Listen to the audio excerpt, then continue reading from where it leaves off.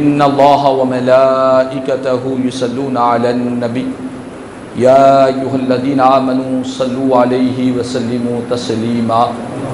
اللہم صل علی سیدنا مولانا محمد وعلی آل سیدنا مولانا محمد وبارک وسلم صلاۃ وسلاما علیک یا سیدی یا حبیبی یا رسول اللہ صلی اللہ تعالی علیہ وسلم۔ معزز حاضر محترم سامعین کرام، آئیے کچھ سننے اور سنانے سے قبل ہم اور آپ مل کر انتہائی عقیدت و محبت کے ساتھ حضور آقائے نامدار سرور کون و مکہ سارے عالمین کے مختار، مدینے کے تاجدار، مکے کے سردار، سید الابرار جناب احمد مصطفیٰ محمد مصطفیٰ صلی اللہ تعالی علیہ وسلم کی بارگاہ میں ایک مرتبہ محبت اور عقیدت کے ساتھ باواز بلند درود و سلام کا نذرانہ پیش کر لیں۔ اللہم صلی علی سیدنا مولانا محمد وعلی آل سیدنا مولانا محمد وبارک وسلم صلاۃ و سلام علیک یا سیدی یا حبیبی یا رسول اللہ صلی اللہ تعالی علیہ وسلم۔ معزز حاضر محترم سامعین کرام، آپ اور ہم جانتے ہیں کہ یہ ذوالحجہ کا مہینہ ہے، اور اس ماہ ذوالحجہ میں اس ماہ ذوالحجہ کی 18 تاریخ کو خلیفہ سوم امیر المومنین حضرت سیدنا عثمان غنی رضی اللہ تعالیٰ عنہ کی شہادت کی تاریخ ہے۔ اسی مناسبت سے آج حضرت سیدنا عثمان غنی رضی اللہ تعالیٰ عنہ کا ذکر خیر اور آپ کا تذکر مبارک آپ حضرات کے سامنے کیا جائے گا، تاکہ اللہ تبارک و تعالی خلیفہ سوم حضرت عثمان غنی رضی اللہ تعالی عنہ کا فیض ہم سب کو نصیب فرمائے۔ یہ وہ صحابی رسول ہے جن کے بارے میں امام جلال الدین سیوطی رحمۃ اللہ تعالی علیہ بیان فرماتے ہیں کہ اللہ تبارک و تعالی نے حضرت سیدنا عثمان غنی رضی اللہ تعالیٰ عنہ کو ایک خصوصی ایسی شان، ایک ایسا خصوصی امتیاز عطا فرمایا ہے جو روئے زمین کے کسی انسان کو ایسا خصوصی وصف نہیں ملا۔ وہ کون سا وصف ہے؟ تو آپ فرماتے ہیں کہ حضرت سیدنا عثمان غنی رضی اللہ تعالیٰ عنہ کو یہ امتیاز، یہ شرف ملا کہ آپ کے نکاح میں نبی پاک علیہ الصلوۃ والسلام کی 2 شہزادیوں سے آپ کا نکاح ہوا۔ حضور کی 2 شہزادیوں سے آپ نے یہ کہ بعد ذکر نکاح فرمایا، اور جب نکاح ہوا تو پیارے آقا کریم صلی اللہ علیہ وسلم نے فرمایا کہ میں نے اپنی دوسری صاحبزادی کا نکاح عثمان سے جو کروایا ہے، فرمایا کہ یہ نکاح میں نے خود سے نہیں کروایا، بلکہ آپ فرماتے ہیں کہ میرے پاس سدرۃ المنتہا کے مکین جبریل امین میرے پاس آئے، انہوں نے آ کر مجھ سے کہا کہ یا رسول اللہ صلی اللہ علیہ وسلم، اللہ تعالیٰ نے حکم دیا ہے کہ آپ اپنی دوسری صاحبزادی کا نکاح بھی عثمان غنی رضی اللہ تعالیٰ عنہ سے کروا دیں۔ اور حضور نے فرمایا کہ اے عثمان، تم اتنے اچھے ہو، تمہارے اخلاق، تمہارے کردار اتنے پاکیزہ، اتنے بلندتر ہے، آپ فرماتے ہیں اگر میری 100 بیٹیاں بھی ہوتی اور ان 100 بیٹیوں کا انتقال یہ کے بعد دیگرے ہوتا چلا جاتا تو میں اپنی تمام کی تمام 100 صاحبزادیوں کا نکاح بھی تم سے کروا دیتا۔ تمہارے اخلاق، تمہارے کردار، تمہاری سوچ و فکر، تمہاری زندگی، تمہاری حیات اتنی پاکیزہ ہے کہ اگر میری 100 شہزادیاں بھی ہوتی اور یہ کے بعد دیگرے ان کا انتقال ہوتا چلا جاتا، آپ فرماتے ہیں کہ اے عثمان، ان کا نکاح میں تم سے کروا دیتا۔ اللہ اکبر۔ اسی لیے فرمایا گیا کہ حضرت آدم علیہ السلام سے لے کر قیامت تک دنیا میں بے شمار انسان آئے اور آتے رہیں گے، جس کا حساب جن کو شمار کرنا انسان کے بس کی بات نہیں ہے، لیکن ساری روئے زمین میں کسی انسان کو یہ وصف، یہ خصوصی امتیاز نہیں ملا کہ جس نے ایک ہی نبی کی 2 صاحبزادیوں سے نکاح کیا ہو۔ یہ وصف صرف اور صرف اللہ تبارک و تعالیٰ نے حضرت عثمان غنی رضی اللہ تعالیٰ عنہ کے حق میں عطا فرمایا ہے۔ اسی لیے آپ کو ذو النورین کہا جاتا ہے۔ ذو النورین یعنی 2 نور والا۔ یہ کون سے 2 نور ہے؟ یہ کوئی اور نہیں ہے، نبی کی 2 شہزادیاں ہیں، نبی کی 2 صاحبزادیاں ہیں۔ ان 2 شہزادیوں کو 2 نور سے تعبیر کی گئی، اور عثمان غنی رضی اللہ تعالیٰ عنہ کو یہ لقب عطا فرمایا گیا کہ آپ ذو النورین ہیں، 2 نور والے ہیں۔ اور اس کے یہ تو آپ کی خصوصی امتیاز تھا، خصوصی شرف تھا۔ اس کے ساتھ ساتھ حضرت عثمان غنی رضی اللہ تعالیٰ عنہ بڑے مالدار صحابی رسول تھے۔ صحابہ کرام کی جماعت میں بعض غربا بھی تھے اور بعض مالدار صحابہ کرام بھی تھے۔ تو عثمان غنی رضی اللہ تعالیٰ عنہ بڑے مالدار صحابہ کرام میں آپ کا شمار کیا جاتا ہے، اسی لیے آپ کو غنی کہا جاتا ہے۔ بہت ہی عثمان غنی رضی اللہ تعالیٰ عنہ مالدار صحابی رسول تھے۔ مالدار تو تھے لیکن ان کا سینہ مال کی محبت سے پاک تھا۔ دولت مند تو تھے، ساز و سامان والے تھے، لیکن ان کے سینے میں، ان کے قلب میں دھڑکنے والا دل دنیا کے ساز و سامان کے لیے نہیں، مدینے والے آقا کے لیے محبت ان کے سینے میں بسی تھی۔ ان کے سینے پر صرف اور صرف سرکار مدینہ راحت قلب و سینہ صلی اللہ تعالی علیہ وسلم کی محبت کا غلبہ، ان کے سینے میں صرف حضور کی ذات سے محبت بھری ہوئی تھی۔ مالدار بھی تھے، اشرفیاں بھی تھی، بڑے گھوڑے تھے، اونٹ تھے، ساز و سامان کے مالک تھے، لیکن دل دنیا کی ان محبتوں سے پاک و صاف تھا۔ اسی لیے احادیث کریمہ میں بیان کیا گیا کہ حضرت عثمان غنی رضی اللہ تعالیٰ عنہ نے نبی پاک علیہ السلام سے 2 مرتبہ جنت کو خرید لیا، 2 مرتبہ جنت کو خرید لیا۔ ایک وہ موقع جس وقت غزوہ تبوک میں مسلمان مالی طور پر بڑے کمزور تھے، ساز و سامان نہیں تھے، سواریاں نہیں تھی۔ میرے آقا کریم صلی اللہ علیہ وسلم نے صحابہ کرام سے فرمایا کہ اپنے مال کو اس غزوہ تبوک کے لیے جمع کیا جائے۔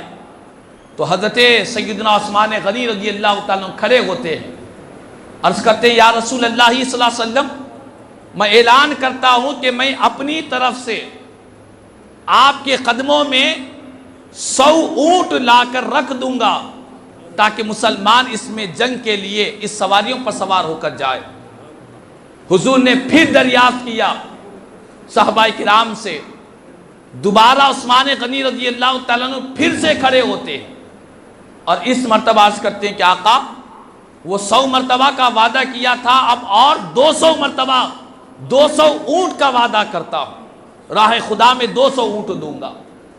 حضور پھر دریافت کرتے ہیں، تیسری مرتبہ بھی عثمان غنی رضی اللہ تعالیٰ عنہ کھڑے ہوتے ہیں، عرض کرتے کہ آقا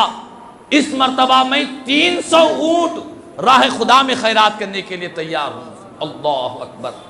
3 مرتبہ اعلان کیا اور ہر ایک مرتبہ اضافہ کرتے گئے، اس طرح 600 اونٹوں کا وعدہ ہو گیا۔ وعدہ تو ہو گیا، اعلان تو کر دیا، لیکن جب وعدہ اور اعلان ہونے کے بعد جب اس پر وعدے کو وفا کرنے کا وقت آیا، جو اعلان کیا تھا اس اعلان کو اظہار کرنے کا جب وقت آیا، آپ اور ہم دنیا میں دیکھتے ہیں کہ کوئی انسان، کوئی مالدار، کوئی دولت مند، کوئی صاحب اقتدار، کوئی حکومت اور سلطنت رکھنے والا کوئی اعلان کرتا ہے تو اعلان کے بعد، اعلان تو ایک جذبے میں آ کر اور ایک جوش و خروش میں آ کر یا سامنے والوں سے کچھ مفاد حاصل کرنے کے لیے اعلان تو کیا جاتا ہے، لیکن اس اعلان پر عمل، اس وعدے کو وفا کرنا، یہ ہر ایک کی بس کی بات نہیں ہوتی۔ اعلان ایک ہوتا ہے، لیکن جب وعدہ پورا کرنے کا وقت آتا ہے تو وہاں پر انسان بخالت کرتا ہوا دکھائی دیتا ہے۔ لیکن یہ نبی کے سچے وفادار ہے، یہ نبی کے سچے عاشق ہے، انہیں دنیا کے مفاد کی پرواہ نہیں ہے، مدینے والے کے چہرے مبارک کی مسکراہٹ ہی ان کے لیے کافی ہے، انہیں دنیا کے مفاد کے لیے نہیں تڑپنے والے ہیں۔ حضرت عثمان غنی رضی اللہ تعالیٰ عنہ جب وعدے پر عمل کرنے کا وقت آیا، ساری دنیا کی نگاہ پڑی ہوئی ہے، عثمان غنی نے 600 اونٹ کا وعدہ کیا ہے، اب کیسے دیں گے؟ تو دنیا کی تاریخ نے دیکھا کہ حضرت سیدنا عثمان غنی رضی اللہ تعالیٰ عنہ نے وعدے کے مطابق جو 600 اونٹ کا وعدہ کیا تھا، صرف 600 اونٹ پر اکتفا نہیں کیا، بلکہ آپ نے اپنے وعدے سے بڑھ کر 950 اونٹوں کو سرکار کی بارگاہ میں پیش کیا، 950 اونٹ حضور کی بارگاہ میں پیش کیے، 100 گھوڑے سرکار کی بارگاہ میں پیش کیے، 1000 اشرفیاں حضور کی بارگاہ میں پیش کیے، پھر آگے جا کر پھر وقت پڑا تو آپ نے 10,000 اشرفیاں سرکار کی بارگاہ میں پیش کیے۔ تو معلوم یہ ہوا حضرت سیدنا عثمان غنی رضی اللہ تعالیٰ عنہ مالدار صحابی رسول تھے، لیکن مال کی محبت ان کے سینے میں نہیں تھی، دولت مند تھے، صاحب ثروت تھے، اونٹوں اور گھوڑوں اور اشرفیوں کے مالک تھے، لیکن کسی ایک دنیا کی اشرفی کی محبت عثمان غنی کے سینے میں نہیں پائی جاتی۔ وہ صرف اور صرف اس انتظار میں ہوتے کہ آقا کا حکم ہو جائے، غلام خدمت کے لیے حاضر ہو جائے، یہی آپ کی تمنا ہوا کرتی۔ اس وقت جس وقت غزوہ تبوک میں مسلمان مالی طور پر کمزور تھے، عثمان غنی رضی اللہ تعالیٰ عنہ نے ایسی سخاوت کا مظاہرہ کیا، ایسی سخاوت کا مظاہرہ کیا، فرمایا گیا کہ عثمان نے جنت کو خرید لیا ہے۔ اس کے بعد ایک اور موقع آیا، مدینے پاک میں پانی کی بڑی قلت تھی اور مسلمان معاشی اعتبار سے بڑے کمزور تھے۔ ایک یہودی کا ایک کنواں تھا، وہ کنویں کا پانی مفت میں نہیں دیتا بلکہ قیمت لے کر کنویں کا پانی دیتا، تو مسلمان خریدنے کے لیے بڑے پریشان ہوا کرتے۔ ایسے وقت میں اعلان ہوا کہ جس نے اس پانی کے لیے آسانی پیدا کر دی، اس نے اللہ کے رسول صلی اللہ علیہ وسلم سے جنت کو اس نے خرید لیا۔ یہ اعلان ہونا تھا، حضرت سیدنا عثمان غنی رضی اللہ تعالیٰ عنہ اس مدینے پاک کے اس کنویں کو، جس کنویں کا نام بیر روما کہا جاتا ہے، آج بھی حجاج کرام عمار مدینے پاک کی زیارت کو جاتے ہیں تو وہاں کے پانی کے سیر ہو کر پیتے ہیں۔ یہ وہی عثمان غنی رضی اللہ تعالیٰ عنہ نے اس بیر روما کو، اس کنویں کو خرید بھی لیا اور سرکار کی بارگاہ میں عرض کرنے لگے، یا رسول اللہ صلی اللہ علیہ وسلم، میں نے اس کنویں کے پانی کو، اس کنویں کو خرید بھی لیا اور خرید کر اپنی ملکیت میں نہیں رکھتا، میں اس کنویں کو اللہ اس کے رسول کی رضا کے لیے مسلمانوں کے لیے وقف کر دیتا ہوں۔ آپ نے سارے کنویں کو مسلمانوں کے لیے، اہل مدینہ کے لیے آپ نے وقف کر دیا۔ اسی لیے حضرت سیدنا عثمان غنی رضی اللہ تعالیٰ عنہ کے بارے میں کہا گیا کہ آپ نے 2 مرتبہ جنت کو خرید لیا، اور ساتھ ہی ساتھ یہ تو آپ کی سخاوت کی ایک چھوٹی سی جھلک تھی، اور اس کے علاوہ پیارے آقا کا اتنا ادب اور احترام کرتے، حضور کی ذات سے اتنی سچی محبت اور سچا عشق ان کے سینے میں تھا، کیونکہ محبت کا تقاضا ہے کہ اپنے محبوب کا ادب کیا جائے۔ محبت ادب پہلا قرینہ ہے محبت کے قرینوں میں، کہ پہلا تقاضا یہ ہے کہ جس سے محبت کرتے ہیں اس کا حکم بھی بجا لائیں، اس کا ادب بھی کیا کرے۔ حضرت عثمان غنی رضی اللہ تعالیٰ عنہ حضور کی ذات سے اتنی محبت کرتے، اتنا پیار کرتے اور اتنا ادب کرتے کہ آپ خود فرماتے ہیں کہ جب سے میں نے اپنا سیدھا ہاتھ نبی پاک علیہ الصلوۃ والسلام کے دست مبارک میں دیا ہے، حضور سے بیعت کی ہے ہاتھ دے کر، جب سے میں نے اپنے سیدھے ہاتھ کو سرکار کے دست مبارک سے مس کیا ہے، آپ فرماتے ہیں قسم بخدا اس وقت سے لے کر آج تک میں اپنے سیدھے ہاتھ کی ایسی حفاظت کرتا ہوں، ایسی حفاظت کرتا ہوں کہ میں نے زندگی میں کبھی بھی اس وقت سے لے کر آج تک اپنے سیدھے ہاتھ کو کبھی شرمگاہ کو نہیں لگایا ہے۔ اللہ اکبر،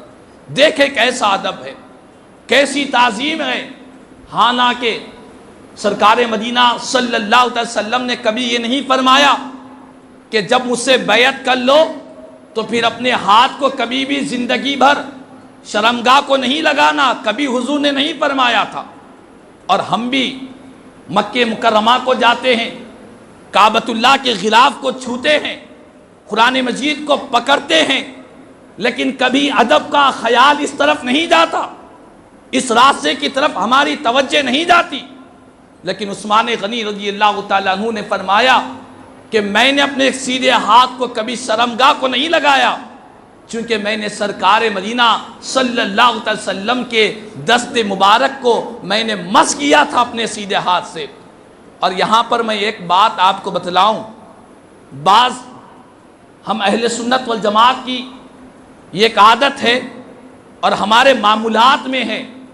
ہم جب کبھی سرکار کی بارگاہ میں سلام پیش کرتے ہیں نماز کے علاوہ، تو ہم اہل سنت والجماعت ہم نے اپنے اسلاف سے، بزرگوں سے، اکابرین سے یہ سیکھا ہے کہ کھڑے ہو کر ہاتھ باندھ کر انتہائی ادب اور احترام کے ساتھ سرکار کی بارگاہ میں سلام عرض کرتے ہیں۔ پوچھنے والے پوچھتے ہیں کہ یہ کون سے ادب کا راستہ تم نے اختیار کر لیا ہے؟ کیا پیارے آقا نے حکم دیا کہ اس طرح سلام پیش کیا جائے، اس طرح ادب کے ساتھ کھڑے ہو کر ہاتھ باندھ کر نگاہیں نیچی رکھ کر حضور کی بارگاہ میں صلاۃ و سلام جو پیش کیا جاتا ہے، کیا سرکار نے کبھی کسی صحابی رسول کو یہ حکم دیا ہے؟ آج میں آپ کو بتلاؤں، ادب جو ہوتا ہے وہ حکم کا محتاج نہیں ہوتا، ادب جو ہوتا ہے وہ حکم کا محتاج نہیں ہوتا۔ اگر حکم ہونا ضروری ہوتا تو عثمان غنی رضی اللہ تعالیٰ عنہ کو کبھی سرکار نے یہ حکم نہیں دیا تھا کہ اے عثمان میرے ہاتھ پر بیعت کر چکے ہو، کبھی اپنے ہاتھ کو شرمگاہ کو نہیں لگانا۔ سرکار نے کبھی حکم نہیں دیا، کوئی حدیث پاک میں اس طرح کا حکم نہیں ملتا، لیکن حکم نہ ملنے کے باوجود بھی عثمان غنی رضی اللہ تعالیٰ عنہ نے ادب کا ایسا راستہ اختیار کیا اور دنیا کو بتلایا کہ دنیا والوں، ادب کرنے والوں کے لیے حکم کی ضرورت نہیں ہوتی۔ اللہ نے قرآن میں حکم دیا کہ میرے محبوب پر ایمان لاؤ، ان کی تعظیم کرو، ان کا احترام کرو، بس تعظیم اور احترام کا حکم دیا گیا۔ اب تعظیم اور احترام کے جو جو راستے تم نکال سکتے ہو جو شریعت کے خلاف میں نہیں ہے، جن راستوں سے سرکار نے منع نہیں کیا ہے، اگر ایسے راستہ اختیار کرتے ہو تو یہ راستہ کوئی بدعت والا راستہ نہیں ہے، بلکہ یہ عثمان غنی کی سنت والا راستہ ہے۔ آپ کو سرکار نے حکم نہیں دیا تھا، پھر بھی آپ ادب کے طور پر اپنے سیدھے ہاتھ کی حفاظت فرماتے گئے۔ ایک اور مثال دے دوں، ایک صحابی رسول جن کا کام یہ تھا کہ وہ سرکار کے کجاووں کو، اونٹنی کے کجاوے کو باندھتے، اونٹنی کے کجاوے کو باندھتے۔ ایک مرتبہ حضور نے وہ اپنے صحابی کو دیکھا، فرمایا کہ میں جس اونٹنی پر بیٹھا ہوں اس کا کجاوا ہمیشہ کی طرح نہیں دکھ رہا ہے، تھوڑا سا ہل رہا ہے، کیا بات ہے؟ تو وہ صحابی رسول عرض کرنے لگے، یا رسول اللہ صلی اللہ علیہ وسلم اس مرتبہ میں نے کجاوے کو نہیں باندھا ہے، کسی اور صحابی رسول نے باندھا ہے۔ سرکار نے پوچھا تم نے کیوں نہیں باندھا؟ عرض کرنے لگے آقا بات یہ ہے کہ میں جنوبی ہو چکا تھا، مجھ پر غسل لازم ہو گیا تھا، اور میرے ایمان نے اس بات کی اجازت نہیں دی کہ جس کجاوے پر سرکار تشریف فرما ہو اس کی لکڑیوں کو ناپاکی کے ہاتھ میں ہاتھ لگاؤں۔ اللہ اکبر۔ سرکار نے یہ نہیں فرمایا کہ اے صحابی یہ کون سا عقیدہ تم نے نکال لیا ہے، یہ تو بدعت ہے، میں نے کب تم سے کہا ہے؟ سرکار نے منع نہیں کیا۔ تو معلوم یہ ہوا کہ ادب اور احترام اور تعظیم کا جو راستہ اہل سنت والجماعت کا راستہ ہے، جس میں کھڑے ہو کر سلام پیش کرنا ہے، سرکار کی نعتیں بیان کرنا ہے، جس میں ادب اور احترام کے جو جائز راستے ہمارے بزرگوں نے نکالے ہیں، یہ خود سے نہیں نکالے، صحابہ کرام کی زندگی کو دیکھ کر نکالا ہے، ان کی حیات کو دیکھ کر نکالا ہے۔ اسی لیے ادب کا راستہ، تعظیم کا راستہ، احترام کا راستہ یہ کامیابی کا راستہ ہے۔ اور اسی ماہ ذی الحج کی 18 تاریخ کو حضرت سیدنا عثمان غنی رضی اللہ تعالیٰ کی شہادت ہوئی، جمعرات کا دن آ رہا ہے۔ تو ہم تمام کی ذمہ داری بنتی ہے کہ جمعرات کو اپنے گھروں میں، اپنی دکانوں میں حضرت عثمان غنی رضی اللہ تعالیٰ عنہ کی فاتحہ، ایصال ثواب، آپ کی بارگاہ میں ہدیہ تحفہ پیش کرنے کی ہم تمام کو کوشش کرنی چاہیے۔ اللہ تبارک و تعالیٰ سے دعا ہے اللہ تعالیٰ ہم تمام کو حضرت عثمان غنی رضی اللہ تعالیٰ عنہ کا فیض نصیب فرمائے، آپ کی سیرت و اخلاق و کردار کا صدقہ اللہ تعالیٰ ہماری زندگیوں میں بھی نصیب فرمائے، کہنے سننے سے زیادہ مجھے ہم تمام کو عمل کی توفیق عطا فرمائے۔ آمین ثم آمین۔ واخر دعوانا الحمدللہ رب العالمین وما علینا الا البلاغ۔